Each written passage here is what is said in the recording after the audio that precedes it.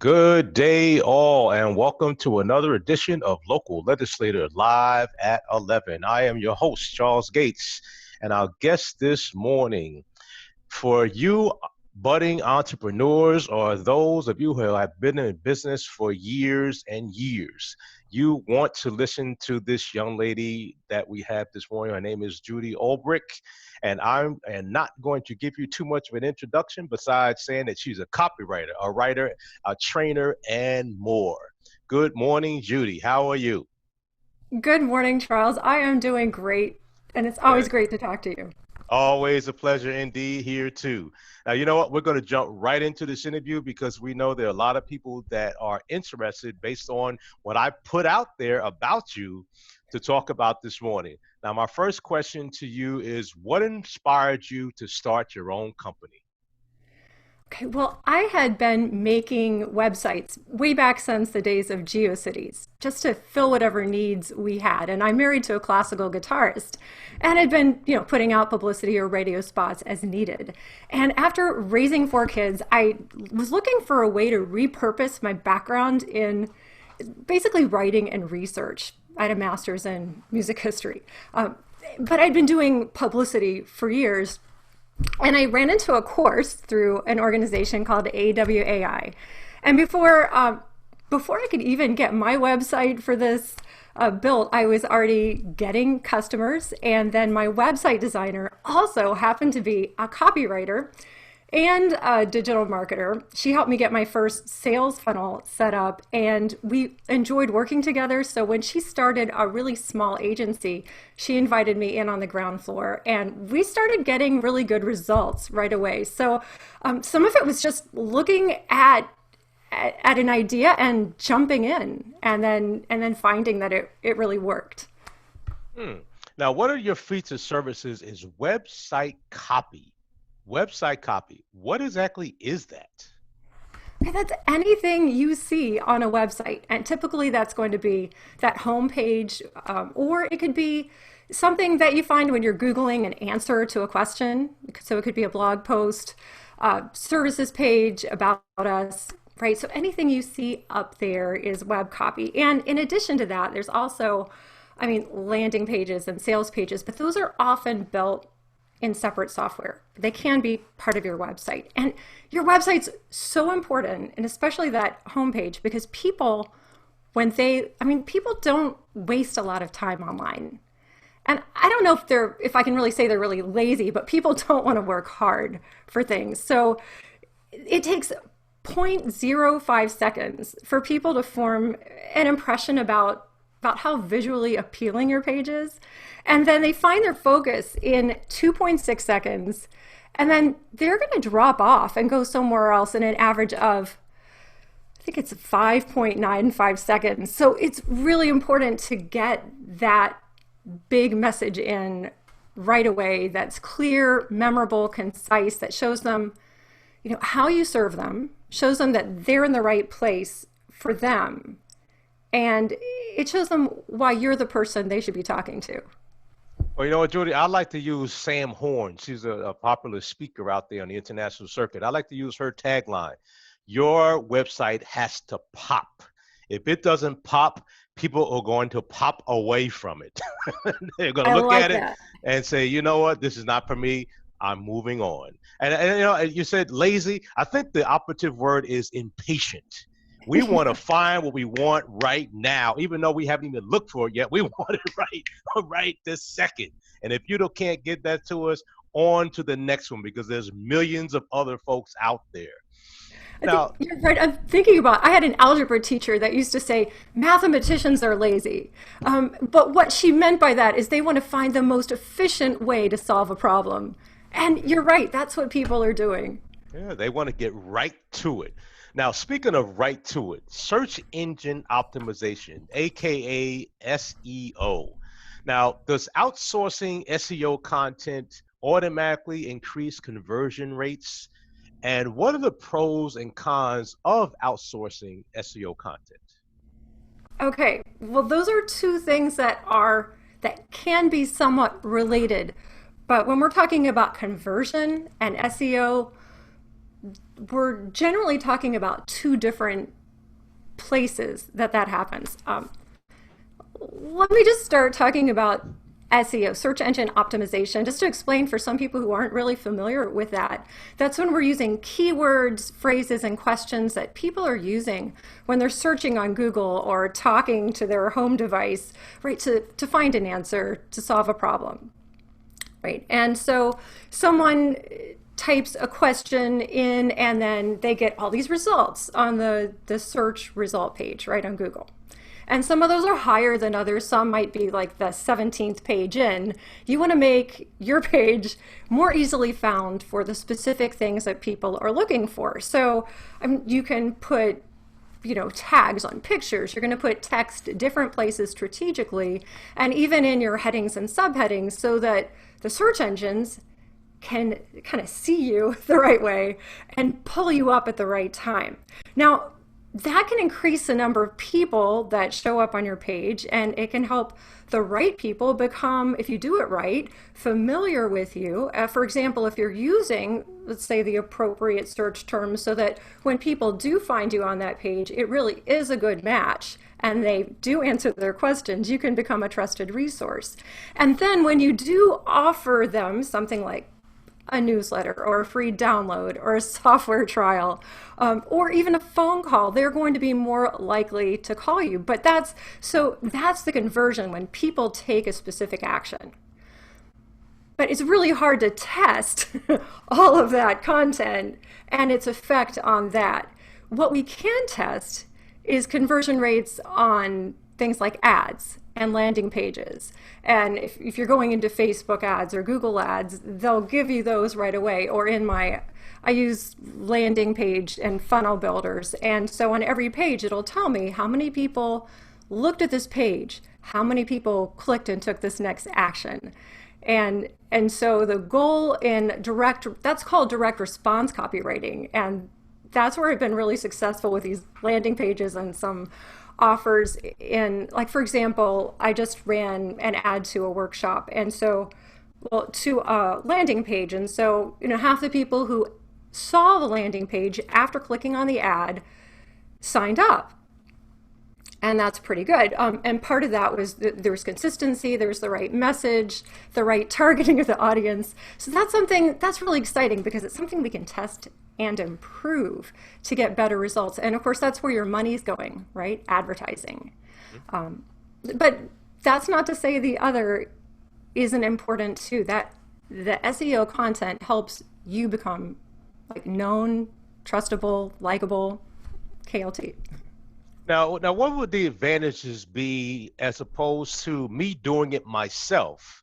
If I was to say outsource my SEO content, how would that person know what to put in there based on what I'm looking for? I'm assuming that would be a lengthy series of conversations, a series of research from the person I'm outsourcing to find out.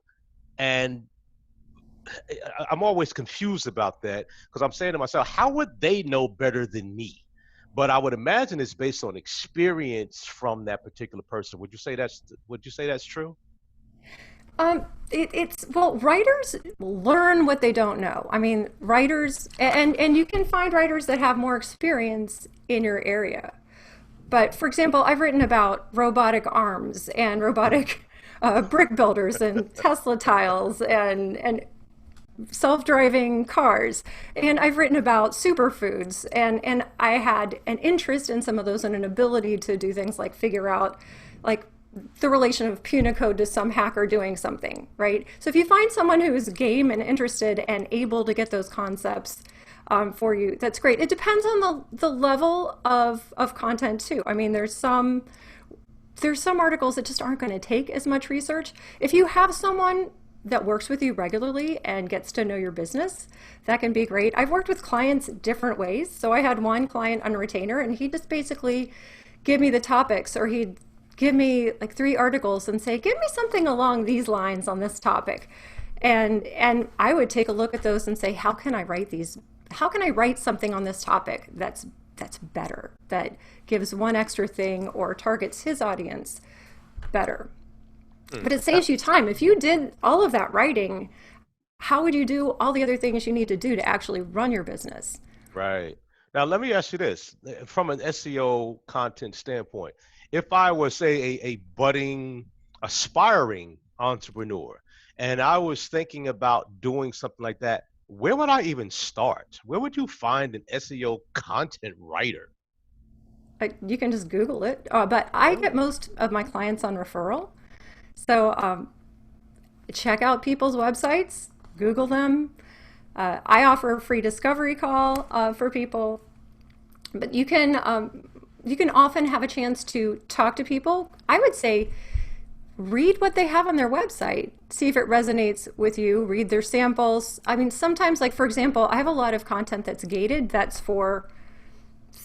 it's ghost written and I can't share it.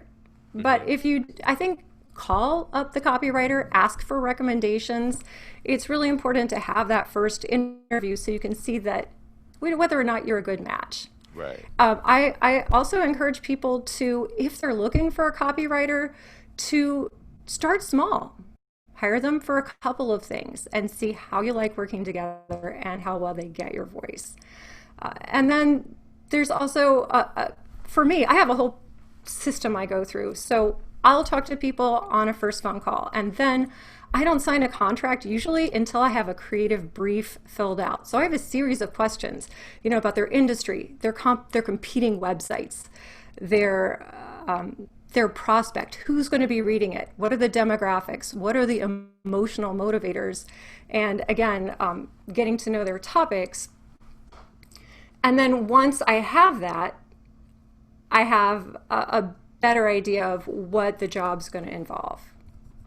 So Okay. a professional copywriter should have some kind of a survey, questionnaire, creative brief, and should be interested in finding a good match just as much as you are. All right. Now, you mentioned landing pages. Now, you believe there are only two options for landing pages: opt in or leave. Without sharing all of your secrets, explain some of the techniques involved in optimizing focus and automatic responses. Okay, well, there should be two options. Unfortunately, well, and sometimes there are some other legitimate options, but a lot of people make the mistake of giving way too many options. It's like if you want everyone to walk through one door, but then you put exit signs all around the auditorium. And people, I mean, can you think about all the places, let's say on a home page, you can click to go another place, right? It could be a menu. It could be a little Facebook logo. So you're going to go check out their social profile. On a landing page, you're directing people toward a specific action. You're usually putting money into this and you're testing it to see how well it works. So if people are like going off to Twitter, that's not helping you.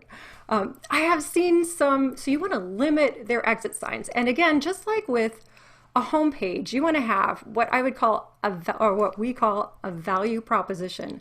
So a clear statement, headline that grabs you and that tells you that you're in the right place to solve a problem. It gives you a benefit, right away. So, so I think making it clear and easy to read and memorable within those first few seconds or milliseconds, and then also limiting your choices will go a long way in correcting a lot of the problems that I see. Hmm. There's a really cool exception. I was just doing some looking over landing pages and looking at examples to use for a workshop, and there was one that had the social shares, and you do see this. But by sharing, you would actually be sharing the landing page itself. You'd be sharing the offers. So in that case, they weren't just looking at your profile, they were doing free advertising for you. Now, in this digital age, tell us about email marketing. Do we need email marketing? Um, Most people probably do. I would say it has a really good return on investment. It's maybe the most cost-effective kind of marketing you can do outside of referrals, which is, I mean, personal referrals are the best, right? hmm One study showed let's see, one for every $1, and this was in a specific industry, but still, for every $1, there was an average of $38 of money brought in, revenue brought in. That's a 3,800% return on investment. That's really good. And it's, again, with email, it's you have to do it right though. Email it's a big time saver because you can automate. But again, it's really good in terms of moving people along a sales funnel. Like, let's say you have a download. Let's say we're in Toastmasters together, right? So let's say a speaker wants to have 10 tips to be a confident speaker or to get over stage fright in 5 minutes or less or whatever. And so they do speaking training. So someone downloads that and they automatically get on their email list. Well, now, whoever had that email list can send them an email every week. It could be every month, or if they're really, for some companies, it might be a quarterly email. And they can stay in touch. They can stay top of mind, continue to be a resource by giving them really other helpful resources. And if they do have a program coming up, they can also offer that. But here's the beautiful thing. You can add little things called tags when people download one thing as opposed to another. So let's say everyone downloads the one about fear of public speaking. They get a little tag on that. Well, maybe there's another download they have about getting into speakers bureaus and getting more gigs. Well, then someone downloads that, they get a tag, and they can each get their own like series of welcome emails. And then as time goes on, if there's some kind of regular newsletter or something and you have something to offer, let's say someone clicks on a video about a new webinar or course or anything. The people that click have shown some interest. Well, you can send them extra emails. The people that aren't showing interest in something you could promote, don't bother them. And then you'll be less likely to get unsubscribes or complaints. One thing people don't realize and worry about is unsubscribers can be good. If it's not a good match, you want people to unsubscribe. So it's and as you get bigger, email, you are spending money, so it's a good idea to, like, there are a lot of factors, but email is going to give you a better return on investment when you have that matching offer that gets them there, and then what you're going to offer afterwards. Very well put. Very well put. And I'm sure that was a textbook information for some of these people out there, some of our viewers that don't understand, number one, the value of email marketing, and number two, there is value again in unsubscribing people. I think we have a fear that if we lose someone, we're going to lose not only that person, something else is being lost with it, but that's not always the case. And I'm glad you broke that down the way you did. Now we can go, it's okay. Now, Yeah. to our viewers out there, if you like this interview or would like to, if you like this interview, please subscribe to our YouTube channel, connect with us on Twitter and Instagram, and like our Facebook page. And remember to leave us a comment telling us who or what you would like to see next. And next, as Judy says, make sure you tag us in your post. Now, Judy, let's talk about press releases. Again, we're in this digital age, and when you think of press releases, typically you think of printed newspaper and magazines. What is the value of press releases in this 2020 era? Well, press releases are not being used as much as they used to because we have so many options. We have social media networks. We have social media influencers. We can share information with other networks, right? But they're still useful, especially if we have something, as in, a typical press release coming up that's new, that serves a particular community. And you can, when you're sending out a press release, you can target the publications that you're going for in terms of geographical location or the topic, right? The basic subject, or I guess industry. Industry is what I want to say. And these don't have to be print. They can be online. So for example, a little while ago, or a few years ago, I had done a press release it was a family-owned treasury management services company. They were going to be at this big expo, this big event, and they had a program there. So we did a press release about it. And that press release was picked up by a major online publication, which called them up and featured an interview with one of their company's leaders on their website. So that brought them a lot of attention, and it distributes things very quickly. So it depends on what your needs are. Not everybody is going to use them, but they can be useful. Indeed, indeed. I read them all the time personally. I like press releases because it gives me an insight into more than just what's on the website itself. Because I don't particularly want to read all of this, but I'm willing to read this in a more compactful way. Now, customers are always right. You take that to the next level by treating your customers as heroes. Now, how do you get your clients to buy into that mindset? So, case studies and telling the stories of people that have had success with your business are a really powerful form of marketing. First of all, as you know from Toastmasters, because you're a distinguished Toastmaster, and I'm always learning from you there. And of course, that's how we know each other. Oh, thank you. Stories are memorable and powerful and emotional. And when we can tell a story that relates to a problem someone wants to solve, and we can show not just how they solved a problem, but how their identity even changes as a result of solving that problem. Like for example, you fixed something for your company, right? You found the right product, the right technology that saved them time and money. This is, we're being really general. And now you are a dependable person that's increased the productivity and profits for the company. You are maybe seen as innovative. It affects not only what you do and what you get, but who you are. And you can do that in stories. So case studies and web copy, those are great ways to make your customers the hero. And then people reading that can picture themselves in the shoes of the person that you helped and say, hey, I want to be that person. Mm-hmm. Well, you know what? I'm not a big TV fan, but there is one show that I try to watch on demand or however I can watch it. It's called The Prophet. And it's a self-made millionaire, billionaire. I don't know how much money the guy has, but he's Marcus Lemonis.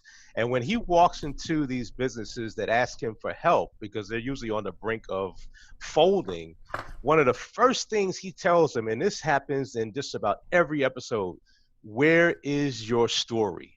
How does your when we think of your brand, we should think of that story. And if you don't, especially for those that sell products with labels and all of these things and boxes, if your brand does not tell your story, you're missing something.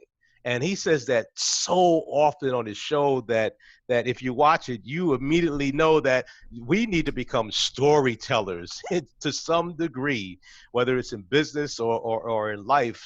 We remember stories. We just do as human beings. Now, let me ask you this. What type of courses and trainings do you offer? Because I know you're a trainer as well.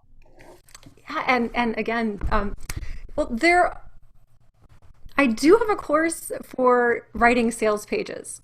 It gives you a whole method, it gives you templates to make it easier. But really, most businesses don't want to make a really giant sales page. Those are usually a headache for people. So, for the few and the brave business owners that actually still have time to do that themselves, that might be a good option. I've had copywriting friends say it saves them time.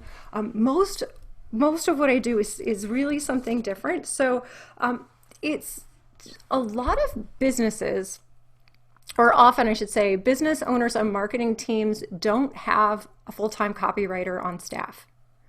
Sometimes the business owner is doing some of the writing themselves, or they're hiring out a writer from time to time, or you have a marketing person with people who have a background more in journalism, which is fantastic.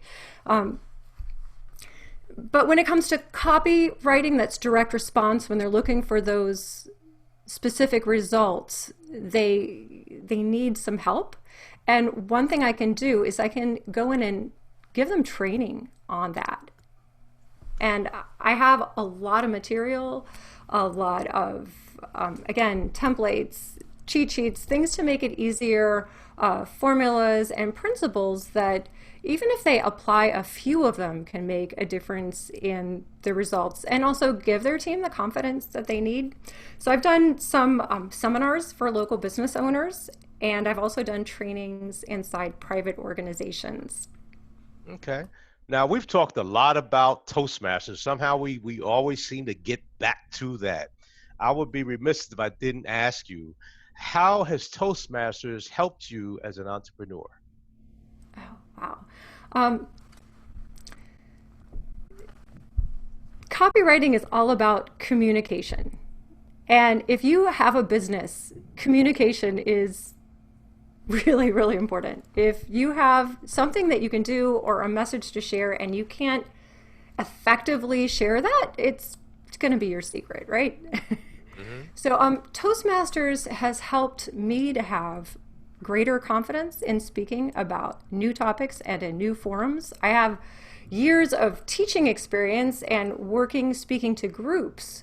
But I noticed that when I was in some new situations, I didn't have the confidence that I needed. And Toastmasters has given me that. I have learned a lot about leadership and relying on other people. I was the person that always wanted to do things myself. I can't tell you how many websites I could design websites for other people or for other things, but when I was trying to make my own, I kept running into walls. I mean, everything for some reason, when it was my copywriting thing, it looked 2010. Nothing sounded right. It was bad. So I hired a web designer, and that made all the difference. And in Toastmasters, I've learned to ask for help.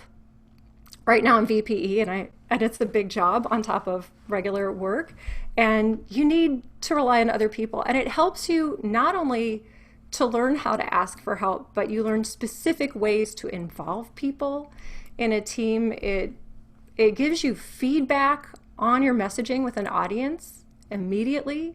I would just say it's increased my confidence in networking. I was the person that would, it was really hard to go to networking events. I've been around friends and family a lot, but when I was going to, especially with a new business, I was a little bit scared. And even with family parties, I went from having it be more difficult to talk to people to being able to go into the middle of a group of people I don't know and get them talking and have a really good time. So I'd say on a personal and professional level, both. It's been a huge help. That Well, was I, so scary. I'll tell you, Judy. I somehow, even with the guests that are not Toastmasters or not affiliated at all, somehow that always tends to make it into the conversation because, as you know, I am such a fan of it. Whether you've been in business for 2 months or 25 years, I believe that Toastmasters is can help you in whatever capacity you may be seeking because you don't know what you don't know and you will find out what you don't know in Toastmasters, which I like to call the ultimate team sport. Now, Judy, as you look to the future, what do you see as the next big thing for Judy Ulbrich? Well, the next thing, I actually didn't. I replaced one of my clients last year with a small teaching job. I have a background again in music, and I never really stopped being involved in music. And I've also had this lifelong love of languages. So throughout the years, I've been trained as an adult educator for people who speak English as a second language. As I have a certification for Compton. It's called the Compton program of pronunciation of English as a second language. And of course, I love Toastmasters, and I've had years of vocal training through vocal studies. Those are all forms of communication, and they go well with the copywriting is another form of communication. So I am looking to, well, I am doing it, combining all of those skills I had that I really loved, but I wasn't using them all together to offer communications consulting for people who struggle with a heavy accent or communication in English if it's not their first language. If they know English well but are having difficulty with their content online, I can help with that. If they are having difficulty right now, I'll tell you the hardest thing, one of the biggest challenges with an accent is speaking over the phone. Mm, Now, an accent is also part of your brand. I mean, it can be, you don't want to get rid of an accent, it tells who you are. right. It's really important, but you can make your speech and your communication more understandable. You can increase the clarity. And that's another one of those things that can stop people up in networking or negotiations or working with a team. So I offer a 13-week program that can help people with specifically pronunciation. That is so interesting because as a presentation coach myself, people with those heavy accents, what I will tell them if they're going to speak somewhere, put it in your bio, in your introduction that you do have this accent. And what you will find is if you don't say that, if you don't disclose that immediately up front, people will listen to you and automatically have a struggle to hear you. But if you put that up front, now they expect they don't know what kind of accent it's going to be, how heavy it's going to be, but now they're expecting to hear that heavy accent, which puts them a little bit more at ease and puts them in a mindset that, you know what, we know this person has a heavy accent. Okay, we're going to embrace them anyway. So I'm glad you said that. Now, Judy, my last question to you for the morning is how can we find out more about you and more about Copy Done Right services? Well, you can go to my website. It's www.judyolbrich.com, which is really horrible to spell. Maybe it's on here somewhere, but it's Judy, excuse me, OLB as in boy, RYCH.com. Or if it's easier and you are struggling with the writing on your website or want to talk to a copywriter, or even get a referral to another copywriter, I have a much easier place to go, and that's 30minutecall.com. 30minutecall.com. That's easy to remember as well. Well, thank you so much, Judy, for being here. And to our viewers, thank you so much for listening and viewing and learning from Judy Olbrich. And again, and that's Olbrych. I remember the first time I met you, Judy, I was having a challenge pronouncing your name, and you told me it's like old brick. I said, okay, I'll put the old brick together, and I've got it. Okay, well, thank you so much for being here. And to our listeners, remember, this is Local Legislator Live at 11, where we come to you most weekday mornings at 11 o'clock in the morning. Again, this is taped, so we will put this on all our social media feeds. And make sure you tag us, leave us a comment, let us know who you would like to hear from. And if you are an aspiring elected official, an incumbent elected official, a business community leader or nonprofit head, we want to know about you because people want to know what you offer. There's so many people out here doing big things. We want to know who you are and we want to share what you're doing with the community. So again, I'm Charles Gates, your host. And remember, we're a component of locallegislator.net, where our mission is to be the premier source of local election information in the United States and an advocate for the sustainability of local businesses nationwide. And remember, we are not global, we are local. Local Legislator Live at 11. Judy Olbrich, you enjoy your day. To our viewers out there, we will see you again tomorrow. Take care, everyone. Thanks so much, Charles. You're welcome.